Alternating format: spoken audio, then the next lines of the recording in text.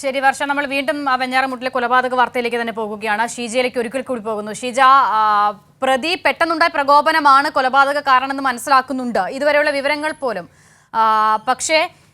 പക്ഷേ ഏറ്റവും പ്രധാനം, ഈ ആക്രമണത്തിന് ശേഷം സ്വന്തം വീട്ടിലെ ഗ്യാസ് സിലിണ്ടറൊക്കെ തുറന്നു വെച്ച് മരിച്ചിട്ടില്ലെങ്കിൽ അവരുടെ മരണം ഉറപ്പാക്കുക എന്നൊരു നിലയിലേക്ക് കൂടി പ്രതി മാറിയിട്ടുണ്ട് എന്നുള്ളതാണ്. 23-കാരനാണ് എന്നുള്ളതാണ് ഏറ്റവും പ്രധാനം. ആക്രമിക്കപ്പെട്ടതാകട്ടെ അമ്മ, സഹോദരി ഉൾപ്പെടെയുള്ളവരാണ്. കൊല്ലണമെന്നൊരു ഉറച്ച തീരുമാനത്തോടെയാണ് പ്രതി ആക്രമണം നടത്തിയത് എന്നുള്ളതാണ്. പ്രതി അതിനുശേഷം പോലീസ് സ്റ്റേഷനിലേക്ക് നേരെ പോയി കീഴടങ്ങുകയായിരുന്നു. 6 പേരെ കൊലപ്പെടുത്തിയിട്ടുണ്ട് എന്നതാണ് പ്രതി പോലീസിനോട് പറഞ്ഞത്. ഈ 6 പേരും വിവിധ ഇടങ്ങളിലായിട്ടാണ്. വീട്ടിൽ മാതാവുണ്ട്, മാതാവ്, സഹോദരി, സുഹൃത്ത് എന്നിവരെ, ഒപ്പം തന്നെ മറ്റ് ഇടങ്ങളിൽ ചില ആളുകളെ കൊലപ്പെടുത്തിയെന്ന് പ്രതി പറയുകയും ചെയ്തിരുന്നു. ഷീജ, ഒരിക്കൽ കൂടി ഈ പ്രതി ഈ നിലയിൽ പെട്ടെന്നുണ്ടായ പ്രകോപനമാണ് കൊലപാതകത്തിൽ ആക്രമണത്തിലേക്ക് നയിച്ചതെന്ന് തോന്നുന്നുണ്ടെങ്കിൽ പോലും അതിനുശേഷം വീട്ടിലെ ഗ്യാസ് സിലിണ്ടർ അടക്കം തുറന്നു വെച്ച് മരണം ഉറപ്പാക്കാനുള്ള ഒരു നിലയിലേക്ക് പ്രതി മാറുകയാണ്.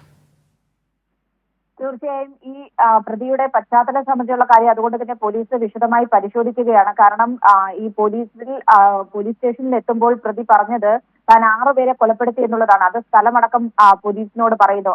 അതായത് ഒന്ന് വെഞ്ഞാറമൂട് പേഴുമല, ആ പേഴുമലയിൽ അത് സ്വന്തം അമ്മ, അതോടൊപ്പം തന്നെ സഹോദരൻ, വീട്ടിലുണ്ടായിരുന്ന പെൺകുട്ടി, ഇവരെ 3 പേരെയുമാണ് ആക്രമിച്ചിരിക്കുന്നത്. അതിൽ സഹോദരനും ആ പെൺകുട്ടിയും മരണപ്പെട്ടിരിക്കുന്നു. അവരുടെ 2 പേരുടെയും മരണം ഇപ്പോൾ വെഞ്ഞാറമൂട് പോലീസ് സ്ഥിരീകരിച്ചിട്ടുണ്ട്. മറ്റൊന്ന് അമ്മയാണ്. അമ്മ ഇപ്പോൾ അതീവ ഗുരുതരമായി വെഞ്ഞാറമൂട് ആശുപത്രിയിൽ ചികിത്സയിലാണ് എന്നുള്ളതാണ് പോലീസ് അറിയിക്കുന്നത്. അതോടൊപ്പം തന്നെ ഈ പ്രതി പറഞ്ഞ മറ്റ് കൊലപാതകങ്ങൾ സംബന്ധിച്ചുള്ള കാര്യങ്ങൾ പ്രതി പറയുന്നത്, ഒന്ന് ചുള്ളാളത്ത് എന്ന് പറയുന്ന ഒരു സ്ഥലമാണ്, അവിടെ താൻ 2 പേരെ കൊലപ്പെടുത്തി എന്ന് പറയുന്നു. അതോടൊപ്പം തന്നെ പാങ്ങോട് താൻ ഒരാളെയും കൊലപ്പെടുത്തി എന്നാണ് പറയുന്നത്. പാങ്ങോട് 88 വയസ്സുള്ള വൃദ്ധ തലയ്ക്കടിയേറ്റ് മരിച്ചതായിട്ടുള്ള റിപ്പോർട്ടുകൾ വരുന്നുണ്ട്. പക്ഷെ ഈ പറയുന്ന മരണം തന്നെയാണോ, ഈ കൊലപാതകം തന്നെയാണോ എന്നത് സംബന്ധിച്ച് കൂടുതൽ വ്യക്തത കൈവരിക്കേണ്ടതുണ്ട്. അത് സംബന്ധിച്ച് വെഞ്ഞാറമൂട് പോലീസ് അവിടത്തേക്കുള്ള സ്റ്റേഷൻ പരിധിയുമായി നിരന്തരം അതുമായി ബന്ധപ്പെട്ട കാര്യങ്ങൾ തിരക്കി വരികയാണ്. അതുകൊണ്ട് തന്നെ പോലീസ് വ്യാപകമായി ഈ 3 സ്റ്റേഷൻ പരിധി കേന്ദ്രീകരിച്ചുള്ള അന്വേഷണം ഇതിനകം തന്നെ ആരംഭിച്ചിട്ടുണ്ട്.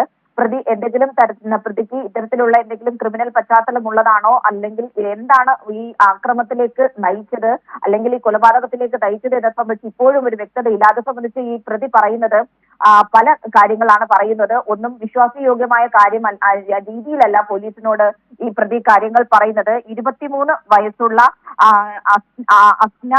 അഫ്സാൻ എന്നാണ് ഈ പ്രതിയുടെ പേര്. ഏതായാലും നിലവിൽ ഇപ്പോൾ പോലീസ് സംഭവ സ്ഥലത്ത് ഇത് അറിഞ്ഞ ഉടൻ തന്നെ എത്തിയിട്ടുണ്ട്.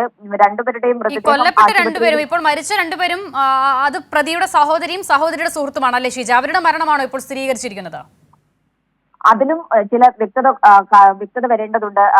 കാരണം ഈ അഫ്നാന്റെ ഒന്ന് മരണപ്പെട്ട ഒന്ന് സഹോദരൻ തന്നെയാണ്. അതിനൊപ്പം തന്നെ ഈ പെൺകുട്ടി മരിച്ചിട്ടുണ്ട്. ആ പെൺകുട്ടി ആരുടെ സുഹൃത്താണ് എന്നത് സംബന്ധിച്ചുള്ള കാര്യത്തിൽ ഇനി വ്യക്തത വരേണ്ടതുണ്ട്. അത് അഫ്നാന്റെ സുഹൃത്താണോ അതോ അഫ്നാന്റെ സഹോദരന്റെ സുഹൃത്തായിരുന്നോ എന്നുള്ള കാര്യത്തിൽ ഇനിയും വ്യക്തത കൈവരേണ്ടതുണ്ട്. കാരണം ഇതുമായി ബന്ധപ്പെട്ട് ഈ പ്രതി പറയുന്ന കാര്യങ്ങൾ പൂർണ്ണമായും വിശ്വസയോഗ്യമല്ല എന്നുള്ളത് കൊണ്ട് തന്നെ ഇതുമായി ബന്ധപ്പെട്ടുള്ള വിഷയം പോലീസ് പരിശോധിച്ചു വരികയാണ്. നിലവിലേതായാലും 2 മരണം ഇവിടെ ഈ വെഞ്ഞാറമൂട് സ്റ്റേഷൻ പരിധിയിൽ ഇപ്പോൾ സ്ഥിരീകരിച്ചിട്ടുണ്ട്. ശരി ഷീജ, എന്തായാലും വർഷ, പ്രതി പറയുന്നത് 6 പേരെ കൊലപ്പെടുത്തിയിട്ടുണ്ട് എന്നുള്ളതാണ്. വിവിധ പോലീസ് സ്റ്റേഷൻ പരിധികളായതിനാൽ ആ നിലയിൽ വിവരം ശേഖരിക്കേണ്ടതുണ്ട്. 2 പേരുടെ മരണം ഇനി വരേണ്ടതുണ്ട്. അതെ, 2 പേരുടെ മരണം എന്തായാലും സ്ഥിരീകരിച്ചിട്ടുണ്ട്. ഒരുപാട് കാര്യങ്ങളിൽ ഇനിയും വ്യക്തത വരേണ്ടതുണ്ട്. എന്തായാലും ഷീജയിലേക്ക് വരും മണിക്കൂറുകളിൽ മടങ്ങിയെത്താം കൂടുതൽ വിശദാംശങ്ങളും വ്യക്തതയും തേടി.